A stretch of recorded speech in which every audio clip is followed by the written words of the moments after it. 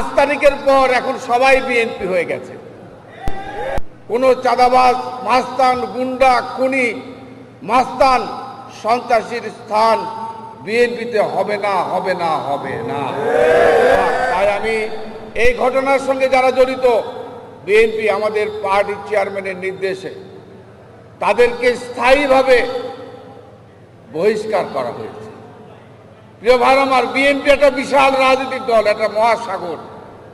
এই সাগরে 5 তারিখের পর এখন সবাই বিএনপি হয়ে গেছে। আমি কিন্তু সবসময় বলি 5 তারিখের আগে আমি লোক খুঁজে পাই নাই মিছিল করার, মিটিং করার। আর 5 তারিখের পর আমি নিজে জায়গা পাই না। 5 তারিখের পর মঞ্চে জায়গা পাই না, মিছিলের আগে জায়গা পাই না। প্রিয় ভাই আমার, তারপরও আমাদের নেতার নির্দেশে গত 10 মাসে প্রায় 4,500 যারা বিএনপির নাম দিয়ে হাইব্রিড আওয়ামী লীগ করেছে, এখন বিএনপির সাথে ঘুরে যারা অন্যায় অবিচার করেছে তাদের বিরুদ্ধে পার্টি তাদেরকে বহিষ্কার করেছে, সাসপেন্ড করেছে। বিএনপিতে কোনো অন্যায়কারীর জায়গা হবে না। আমাদের নেতা তারেক রহমান বলেছে পরিষ্কার, বিএনপি একটা শান্তিপ্রিয় রাজনৈতিক দল।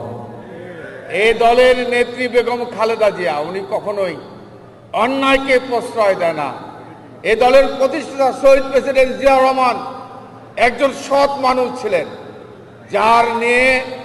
যাকে নিয়ে কেউ কোনোদিন বিতর্কিত কোনো কথা বলতে পারে না।